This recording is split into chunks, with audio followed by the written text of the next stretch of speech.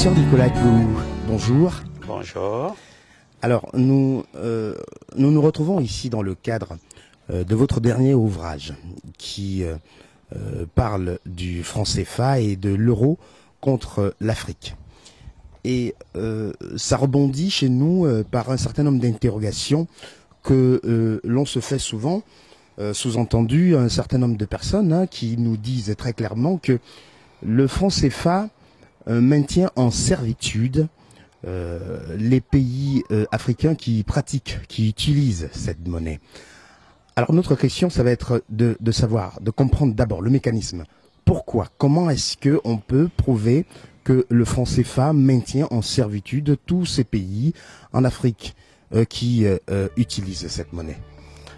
Merci. Merci de me poser cette question parce que dans le temps comme dans l'espace, lorsqu'on parle de la souveraineté des États, c'est trois choses, à savoir la monnaie, la défense, pour ne pas dire le militaire, et la constitution. Et dans ce triangle de souveraineté, l'élément même le plus important, c'est la monnaie. Pourquoi? Parce que lorsqu'on a sa propre monnaie, on utilise cette monnaie et on met en mouvement le génie d'invention, le génie créatif de la population. La monnaie, c'est le carburant, c'est-à-dire vous avez une voiture neuve. Toutes les pièces sont au grand complet. Mais tant que vous n'y avez pas mis le carburant, la voiture ne bouge pas. C'est comme ça tous les pays. Donc, les États, les 15 États africains utilisateurs du franc CFA sont paralysés dans leur développement par une monnaie qui ne leur appartient pas. Donc, avant d'aller plus loin, il faut dire que lorsqu'on a sa monnaie, on fait travailler le peuple. Le peuple, en travaillant, non seulement arrive à satisfaire ses besoins, mais peut exporter. Et quand on exporte, on obtient l'argent des autres, qu'on appelle les devises.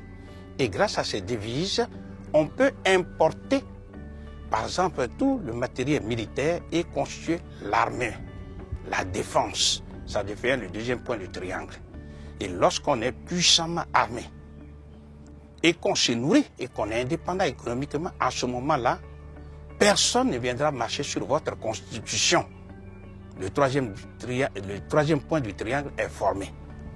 Dans le cas particulier des 15 pays africains utilisateurs du franc CFA, eh bien, nous ne pourrons jamais observer ces triangles de souveraineté parce que la base, c'est-à-dire la monnaie qu'on appelle le franc CFA, ne leur appartient pas. Donc, l'occasion que vous nous donnez va nous permettre d'expliquer aux Africains comment, justement, le franc CFA bloque ces 15 pays d'Afrique utilisateurs du franc CFA. D'abord, ça revient fatalement à expliquer le mécanisme de fonctionnement de la zone franc CFA. Cela se résume en deux choses. Premièrement, ce qu'on appelle les institutions de la zone franc CFA. Et deuxièmement, les quatre principes de la même zone franc CFA.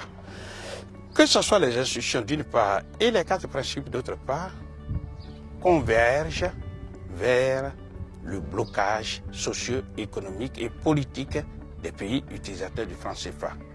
Donc, si vous nous le permettez, nous allons passer en revue les institutions. Et effectivement, parlant des institutions, quelles sont alors les institutions qui régissent ce fonctionnement? Voilà. Alors, dans les institutions, nous avons ce qu'on appelle la conférence des chefs d'État. Deuxièmement, nous avons ce qu'on appelle les 3 banques centrales africaines.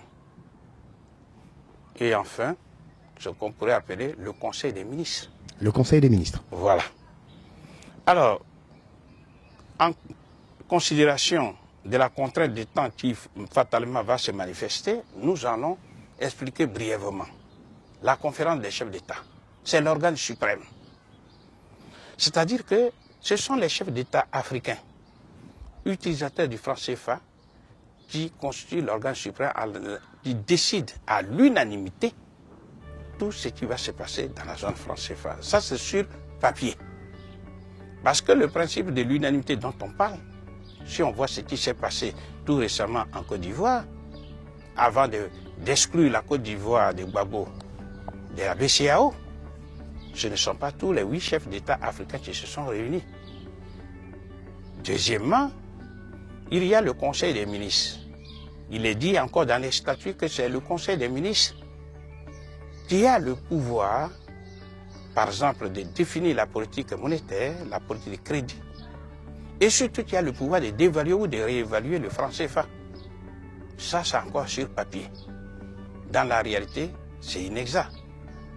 L'exemple le plus frappant, c'est la dévaluation du franc CFA en 1994. Effectivement. Tous les chefs d'État reconnaissent que la décision de la dévaluation leur a été imposée par la France. Et au passage, quelle a été la conséquence de cette dévaluation? Eh bien, elle a été désastreuse, mais si vous voulez, on reviendra plus tard dessus lorsqu'on va parler, par exemple, du principe de la fixité des parités. D'accord. Pour pouvoir gagner du temps. D'accord. Et pour mémoire, c'est Édouard Balladur, le premier ministre français Édouard Balladur, qui dit clairement, et nous l'avons cité dans le livre, que c'est la France qui a pris la décision de dévaluer le franc CFA. Mais ce même Édouard Balladur le dit, et c'est avec raison, que la monnaie n'est pas un sujet technique, c'est un sujet politique qui touche à la souveraineté et à l'indépendance des États. Question essentielle. Puisqu'il n'est pas africain, pourquoi a-t-il dévalué le franc CFA? Eh bien, la réponse est la suivante. C'est parce que le franc CFA est une propriété à part entière de la France. C'est la France qui l'a inventé en 1945, conformément à l'article 3 du décret 01-36. Alors, c'est une propriété à part entière de la France et ce sont les Africains qui, malheureusement, après leur décolonisation, n'ont pas eu le courage de rejeter le franc CFA qui, à l'origine, veut dire le franc des colonies françaises d'Afrique. Entre parenthèses, décolonisation de façade. Oui, peu importe. Mais est-il dit qu'il y a des pays comme les pays du Maghreb, c'est-à-dire le Maroc, qui a quitté la zone franc CFA en 1957 et qui supporte très bien, suivi en 1958 par la Tunisie et plus tard, en 1963, par l'Algérie. Tous les pays d'Afrique qui se portent nettement mieux par rapport aux pays utilisateurs du franc CFA, ce sont les pays du Maghreb. Donc, toutes les théories que les gens annoncent pour dire que le franc CFA est une bonne chose, eh bien, ces théories-là sont là pour tromper les Africains. Donc, il y a les 3 banques centrales qui sont la BCC, c'est-à-dire la Banque centrale des Comores, la BEAC, la Banque des États de l'Afrique centrale, et la BCEAO, la Banque des États de l'Afrique de l'Ouest. Ces 3 banques centrales, comme toute grande entreprise, ont ce qu'on appelle un conseil d'administration qui gère chacune des banques. Et dans ces conseils d'administration, il y a des Français. Ici et maintenant où nous parlons. Et on va d'ailleurs donner la composition de ces 3 conseils d'administration. 3 conseils d'administration. À la BCC, il y a, c'est la Banque centrale des Comores, dans le conseil d'administration, il y a 8 administrateurs, dont 4 Français et 4 Comoriens. Ensuite, à la BEAC, il y a 13 administrateurs, dont 3 Français. Et à la BCEAO, il y a 16 administrateurs africains et 2 Français, parce qu'il s'agit de deux administrateurs par État membre. Comme il y a 8 pays membres de la BCEAO, 8 fois 2, ça fait 16, plus la France, ça fait 18. Alors, on peut rétorquer en disant que... mais ils n'ont pas suffisamment d'influence, ils ne sont pas nombreux dans ces conseils d'administration-là. Voilà. D'abord, il est totalement inadmissible de voir les Français présents au conseil d'administration des banques centrales africaines.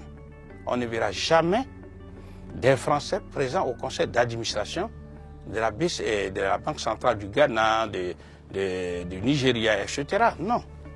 Mais si les Français sont présents, c'est parce que la France gère son bien, qui est le franc CFA.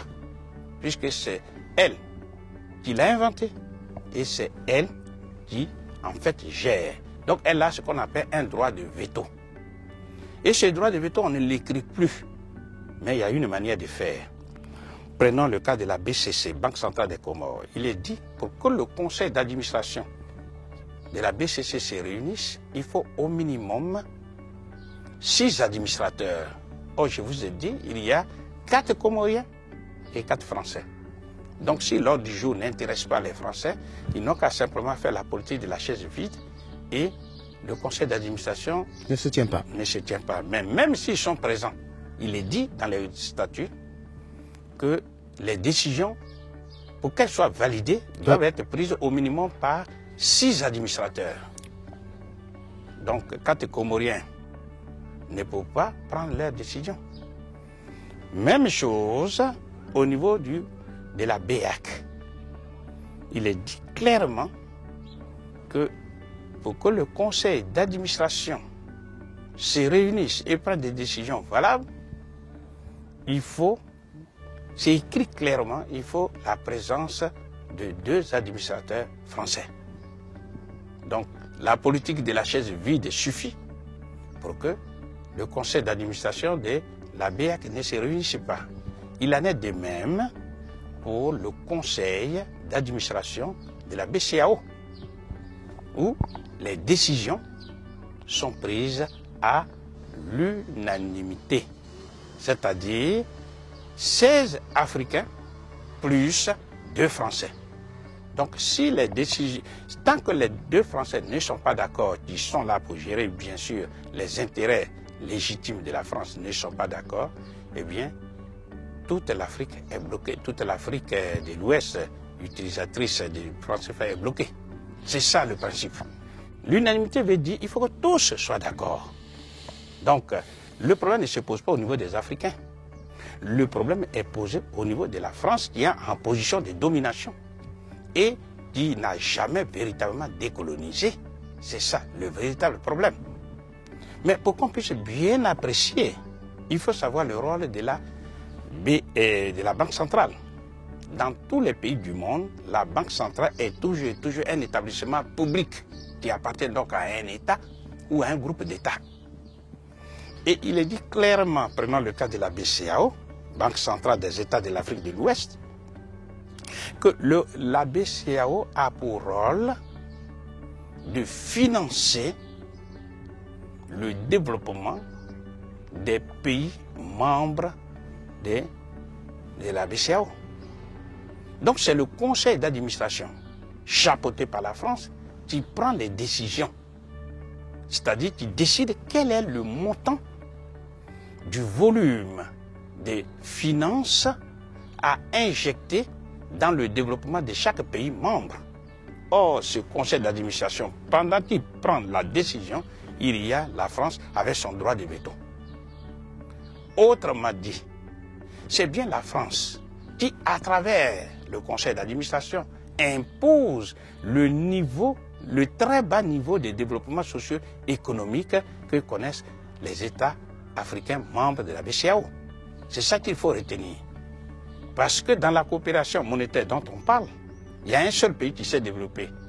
Mais au détriment des autres, c'est la France. Et ceci depuis 1945 jusqu'à ce jour. Donc, vous voyez bien que le conseil d'administration étant la tête, eh bien, la France chapeaute, domine. Vous décrivez là carrément le nazisme monétaire. Non, justement. C'est-à-dire que la France a hérité du nazisme monétaire pour faire ces pratiques-là. Disons un seul mot dessus.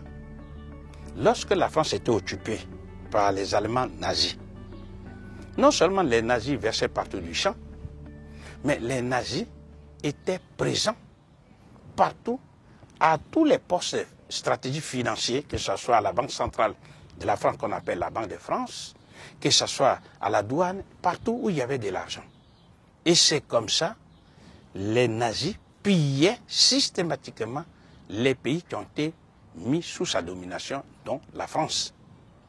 Mais ce nazisme monétaire se manifeste non seulement par la présence des nazis dans les conseils d'administration des banques centrales, mais aussi par, 1, la dévaluation de la monnaie locale, 2, par le remplacement de la monnaie locale par une monnaie coloniale, et troisièmement, par l'ouverture à Berlin des comptes d'opération.